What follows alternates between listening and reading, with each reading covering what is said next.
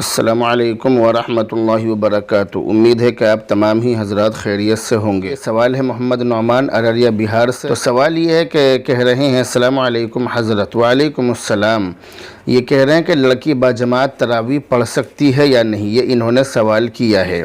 آپ نے جو سوال کیا ہے سوال بڑا ہی اہم ہے اور مختلف مسئلہ ہے۔ تو آپ کے سوال کا جواب یہ ہے کہ عورتوں کے لیے مسجد میں جانا پانچوں وقت کی نماز کے لیے جائز نہیں ہے۔ تو جب پانچوں وقت کی نماز کے لیے جانا جائز نہیں ہے تو تراویح کے لیے جانا جائز کیسے ہو سکتا ہے؟ یہی حکم عورتوں کا کسی مکان میں اکٹھے ہو کر تراویح پڑھنے کے لیے انتظام اور اہتمام کرنے کا بھی ہے کہ اگر عورتیں کسی مکان میں تراویح پڑھنے کا اہتمام کریں تو یہی حکم ہے اس کا بھی۔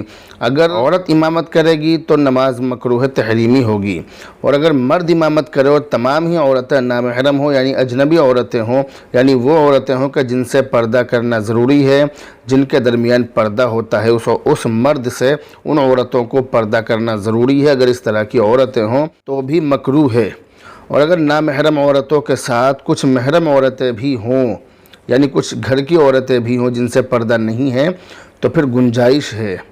اگر عورتوں کے ساتھ مرد بھی ہوں اور مردوں کی صف کے پیچھے عورتوں کی صف لگے اور درمیان میں پردہ ہو تو جائز تو ہے، لیکن خلاف احتیاط اور خطرے سے خالی نہیں ہے۔ ایسی صورت میں بے پردگی کا اور بد احتیاطی کا خطرہ ہو سکتا ہے۔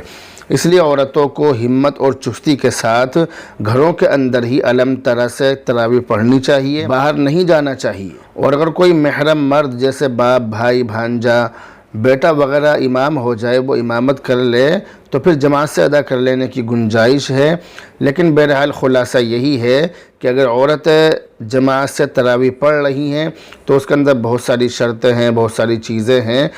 عورت امامت بھی نہیں کر سکتی ہے، اور اسی طرح جو نماز پڑھا رہا ہے، اگر کوئی مرد نماز پڑھا رہا ہے اور اس کے پیچھے ساری ہی عورتیں اجنبی ہوں، ساری ہی عورتیں وہ ہوں کہ جن کے درمیان پردہ ہوتا ہے، تو بھی مکروہ ہے۔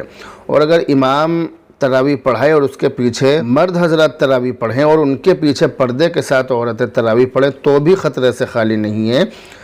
صرف ایک حالت میں تو گنجائش نکل سکتی ہے کہ تراویح پڑھانے والا جو مرد ہے وہ کوئی محرم مرد ہو، جیسے باپ ہے، بھائی ہے، بیٹا ہے، اس طرح کا اگر کوئی مرد ہو، اگر کوئی اس طرح کا امام ہو تو الگ بات ہے، ورنہ عورتوں کو گھروں کے اندر ہی چستی کے ساتھ نماز تراویح کی پڑھ لینی چاہیے۔